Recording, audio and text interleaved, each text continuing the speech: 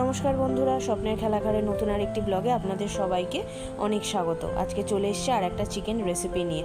রেসিপিটা আমার নিজস্ব, হয়তো অনেক মশলাপাতি দিয়েছে, অনেকের নাও পছন্দ হতে পারে, বাট অনেকে ট্রাই করে দেখতে পারেন, খারাপ লাগবে না খেতে। চলুন দেখা যাক মশলাটাকে কিভাবে করেছি। চিকেনটাকে প্রথমে গোলমরিচ মাখিয়ে আধ ঘন্টা ম্যারিনেট করে রেখেছি। কড়াইতে অল্প সাদা তেল আর ঘি গরম বসিয়েছি।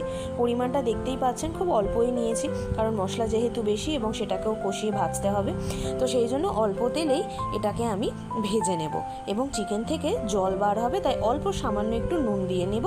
নিয়ে মিডিয়াম টু লো ফ্লেমে এটাকে ভাজবো, কিন্তু নামাবার সময় এটাকে আমি জোর করে নেব। দেখুন মাংসটা ভাজা প্রায় হয়েই গেছে, আর একটু ভালো করে ভেজে মাংসটাকে আমি তুলে নেব। দেখুন মাংসটাকে আমি এক একটা করে কড়া থেকে তুলে নিচ্ছি। এরপর এতে যে তেলটা আছে সেই তেলটাতে আমি আরও 2 টেবিল স্পুন তেল দিয়ে দিলাম। এখানে আমি একটা মশলা বানিয়ে নেব আর অল্প একটু ঘি দিলাম। এরপরে এতে দিয়ে দেব হচ্ছে আমি পেঁয়াজ, আদা, রসুন, আরও কিছু মশলা দিয়ে একটা এখানে আমি পেস্ট বানিয়ে নেব। তো চলুন দেখা যাক আর কি মশলা আমি এতে দিয়েছি। রসুনটা এখানে আমি দিয়ে দিলাম। এরপরে দিয়ে দিচ্ছি হচ্ছে গোটা ধনিয়া, জিরে, মৌরি, কাজু, কিশমিশ। গোটা গরম মশলার মধ্যে আছে হচ্ছে এলাচ, লবঙ্গ, দারুচিনি আর জয়িত্রী। এরপরে এগুলোকে দিয়ে আমি ভালো করে এটাকে ভাজতে থাকবো।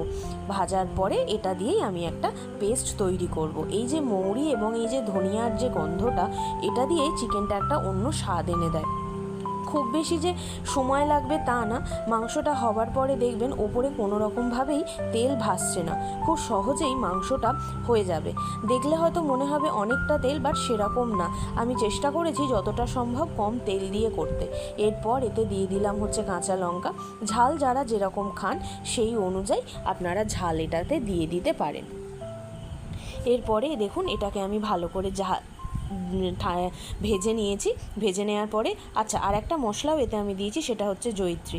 এই দেখুন আমার পোলা, সে আমি রান্নাঘরে থাকলেই সে চলে আসবে, সে মার সাথে সারাক্ষণ রান্নাঘরে থাকবে।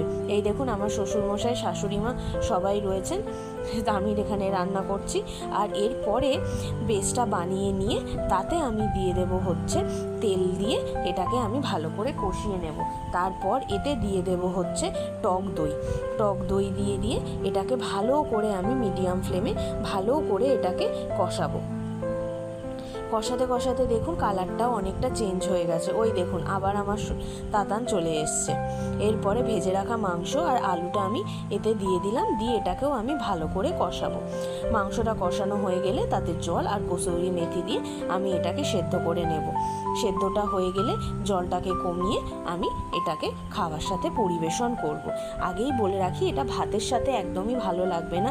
লুচি, পরোটা, নান, তন্দুরি, রুমালি এগুলোর সাথে আপনারা এটা ভালো করে খেতে পারবেন, খুব সুন্দর লাগে খেতে। ঝোলটাও দেখুন অনেকটা কমে গেছে, মাংসটা ভালো করে সুসিদ্ধ হয়ে গেছে।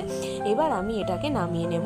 একটু চামচে করে খেয়ে আমি নুন মিষ্টিটা খেয়ে দেখলাম যে সব কিছু ঠিকঠাক আছে কিনা। এরপর এটাকে আমি নামিয়ে গরম আমি এটাকে রুমালি রুটির সাথে পরিবেশন করেছি। এর পরের ভিডিওতে আপনাদের জন্য দেখাবো কি করে আমি রুমালি রুটি বানালাম। এই দেখুন আমার 5 মিশালি চিকেন রেডি। তো আজকের ভিডিওটা এই পর্যন্তই। কাদের ভিডিওটা ভালো লাগলো অবশ্যই কমেন্ট করে জানাবেন, কিছু ভুল ত্রুটি থাকলে সেটাও জানাবেন। সবাই খুব ভালো থাকবেন, দেখা হচ্ছে পরের ভিডিওতে। আজকের মতো আসলাম।